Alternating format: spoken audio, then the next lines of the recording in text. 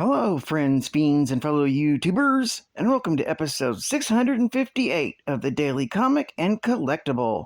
Today, the collectible of the day is the Hasbro Toys Star Wars Saga Best Buy Exclusive Unleashed Series Darth Vader Statue Diorama. For most of his life, the ominous Darth Vader has reached for an ultimate power that he knows to exist, but which continues to elude him.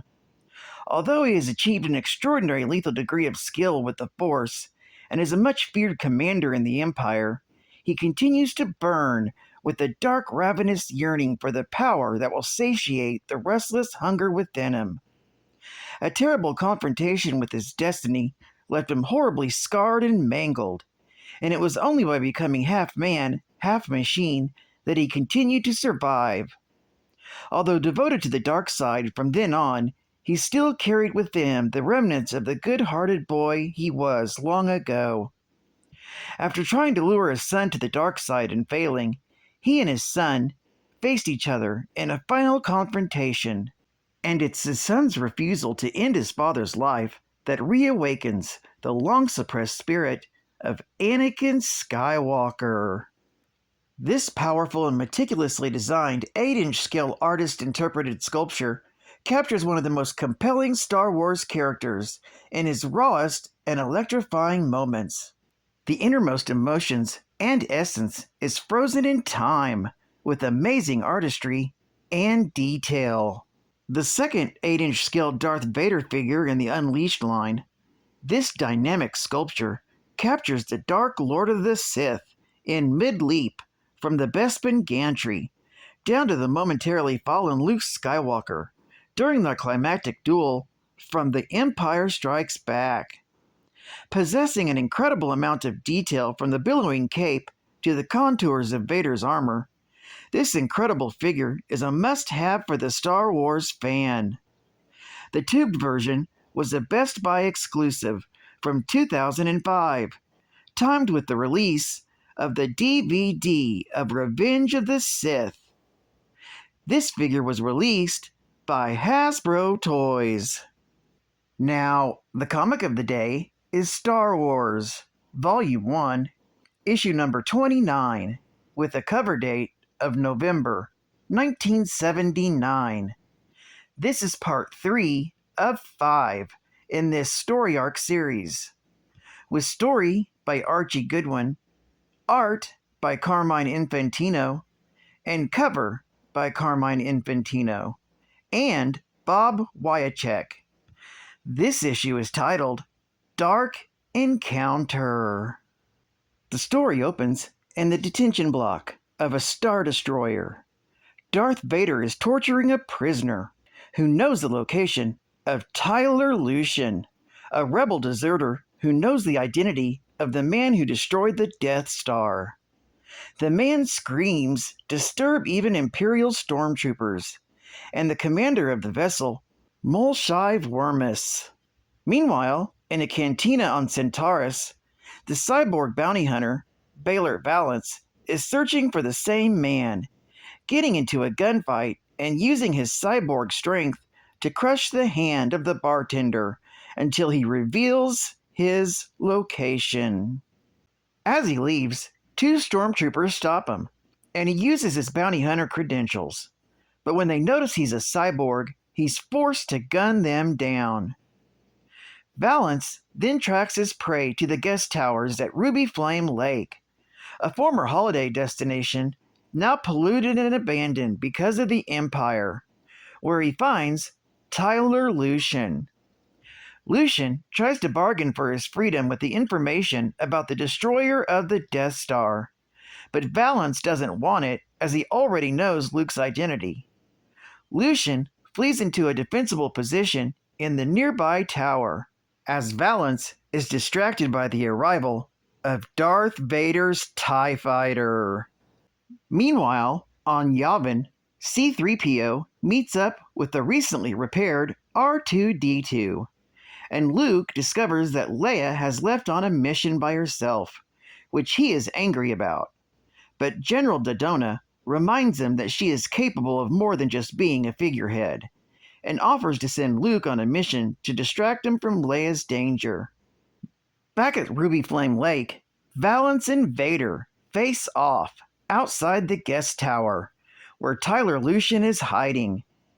Vader tries to talk Valance into rejoining the Empire, where his skills could be used, but Valance is surprised that Vader is not attacking, until Vader reveals that he is using the Force, as Valance can barely lift his blaster pistol any longer.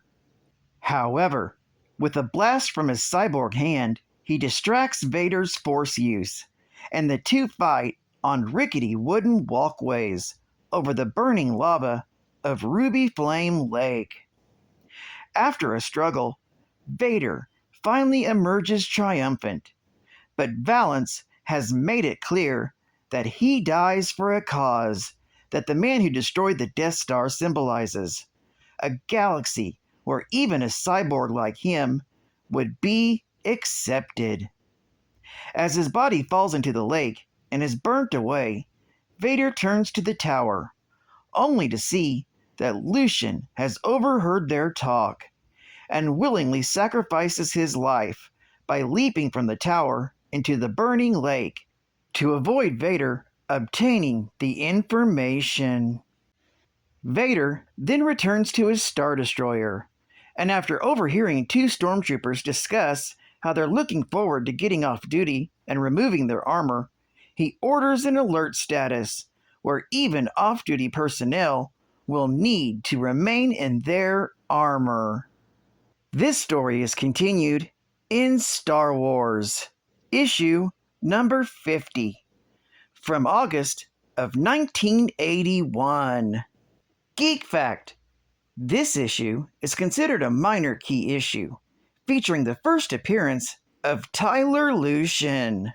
Bonus Geek Fact: Tyler Lucian was a human male rebel soldier who deserted from the Alliance in 0 BBY while stationed in the Yavin system. Lucian was present when the Imperial Death Star superweapon appeared in the immediate run-up to the Battle of Yavin. Filled with fear by the sight of the Death Star, Lucian stole his ship and fled, only to learn that a young pilot named Luke Skywalker had destroyed the Imperial station. Unable to simply return to the Alliance, Lucian went in hiding on Centaurus, where his knowledge of Skywalker's identity made him a target of the Sith Lord Darth Vader and bounty hunter Baylor Valance. Lucian ultimately committed suicide to prevent Skywalker's name from falling into Imperial hands. A desperate man haunted by the mistakes of his past, Tyler Lucian spent the days after his defection from the Rebel Alliance regretting the lack of courage that led him to flee the Battle of Yavin. Upon the Death Star's arrival in the Yavin system, Lucian felt all hope leave his heart and made a decision that would haunt him for the rest of his life. Lucian's days on Centaurus were spent in despairing contemplation of his past betrayals, but those regrets didn't make him any braver. When Valance arrived and threatened him, his first instinct was to immediately bargain for his life with all the information he had, an act which earned him Valance's scorn. However, Valance's sacrifice helped Lucian regain the nerve he had lost at Yavin, driving him to give his own life for the good of the galaxy and protecting Luke Skywalker's identity. Advertising ad fact. You gotta build them to believe them. Woo! Lego Expert Builder Series. Whoa! New. It digs. Claw blade scoops carries just like a real bulldozer. It moves with brand new machine track threads. And it lifts. Real controls raise and lower the blade. Oh my gosh! Choose your challenge. Go-kart, auto chassis, farm tractor, or 3 new sets. Mobile crane, forklift, and bulldozer. They move and maneuver just like the real thing. And you build them from scratch with gears, pistons, and universal joints that really work. Each set builds other models too, like the mobile crane. It builds a dump truck, shipyard crane, and more. You can also get spare parts and even a power pack to motorize your models. The Lego Expert Builder Series. Don't miss out. Only from Lego. And final geek fact. After the events of A New Hope, illustrated in Marvel's Star Wars issues number 1 through issues number 6, volume 1, it wasn't until Star Wars issue number 18 when Luke Skywalker again found himself in the presence of the Dark Lord. Well, sort of. As he and his rebel pals headed to a strange satellite called the Wheel, he brushed Darth Vader's mind as he practiced his use of the Force and set into motion a series of events he'd long remember. For his part, Darth Vader followed up on that fleeting encounter in Star Wars issue number 21 by following the Force to the Wheel, though at the time he'd no idea who was so strong in the energy field to cause the disturbance. The rebels escaped the satellite in Star Wars issue number 23, and Luke left the Sith Lord with a little Force backlash as a going-away present, which only made Vader even more determined to learn his identity. After a side trip in Star Wars issue number 29 to wrest Luke's name from the rebel deserter, Vader was foiled by the cyborg bounty hunter, Valance, and the rebel himself. The Dark Lord finally got what he'd been looking for in Star Wars issue number 35. The moment explodes full-blown on the issue's first page, but for the modern reader, Vader's reaction might seem a bit odd.